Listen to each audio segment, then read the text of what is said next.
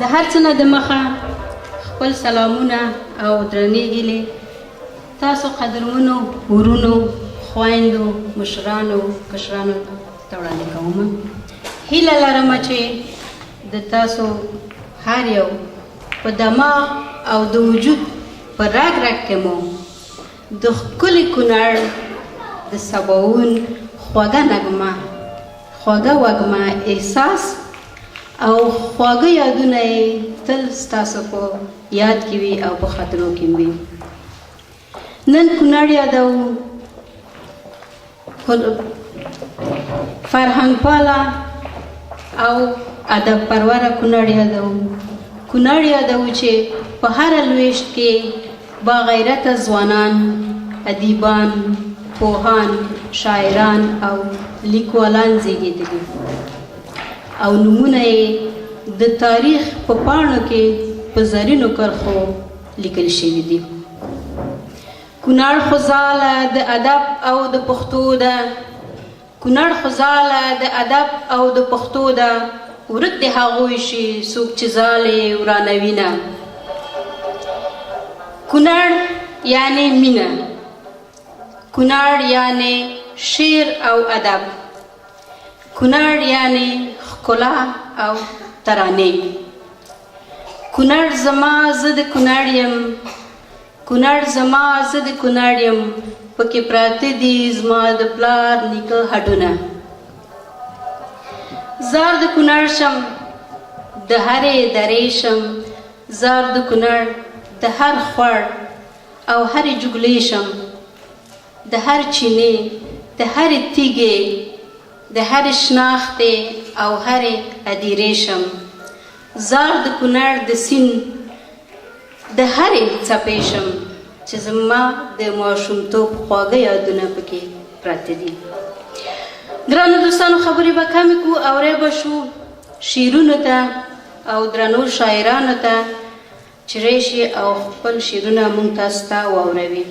خو په سر کې له محترم د هېواد غوره ژورنالیست، لیکوال، شاعر او فرهنګي شخصیت ښاغلي سفر خوارکخ نه هیله کوم چې راشي او خپل ښکلی شعر موږ تاسو ته واوروي.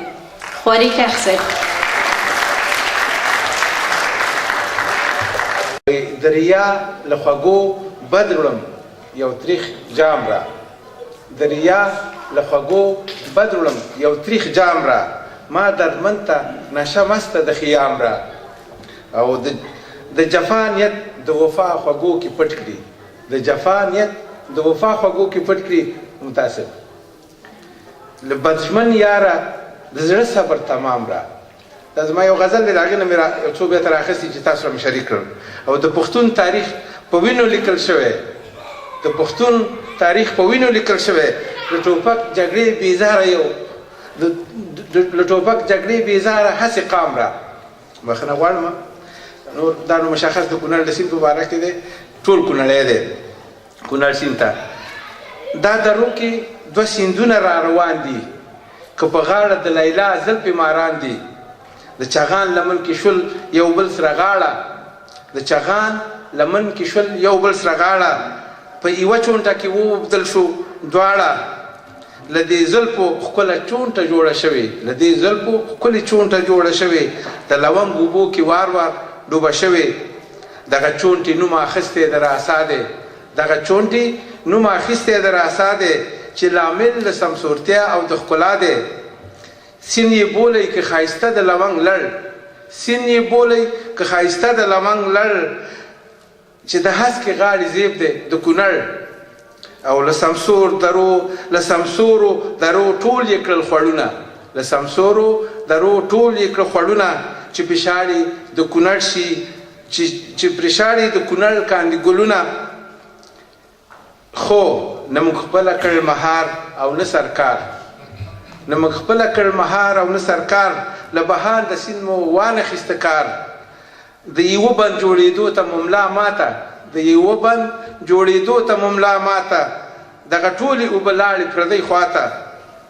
دا بدمسته چې روان تر اباسین دی، دا بدمسته چې روان تر اباسین دی دا زمونږ له تنبلۍ زړګی خوړین دی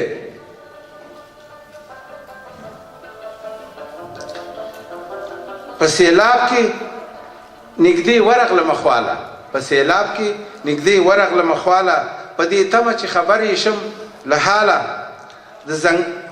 په دې تمه چې خبر یې شم له حاله د زنګلو د قاتلانو یې زړه خوړین دی د زنګلو د قاتلانو یې زړه خوړین دی دا خوړین هلته پاس شین راغلی خو قافیه کې هغه شین ما خوړین وي او دا یې شین ومنئ خیر دی فرق نه کوي او په ملګرو چارواکانو یې نفرین دی په زنګلونو کې ایثارې به اوبه وي ولس خوښ او ځنګلې هم تازه وي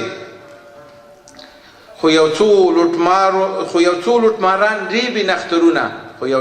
لوټماران ریبې نخترونه له چارواکو سره ډک کاندي جېبونه او له اسمانه لا اوس څک لوېدلی نه وي ښه سیلاب بیا تر ډکې درېدلی نه وي ډکه که څوک نه پېژني تورخمسه نجلۍ ده چې زموږ اخرنۍ دغه دی هلته د ځوان کل خلکو ته وایم که نه چې څوک یې نه پېژني او خپل ولس مې له سیلابه در په در شي تور پنجاب ته رڼا ویسي سپین سهار شي خپل ولس مې له سیلابه در په در شي تور پنجاب خپل ولس مې له سیلابه در په در شي تور پنجاب ته رڼا ویسي سپین سهار شي واکداران مې د پردو ډول ته نڅېږي خپل مې اړ دي اوبه نورو ته بهېږي مننه د توجه نه ډېره زیاته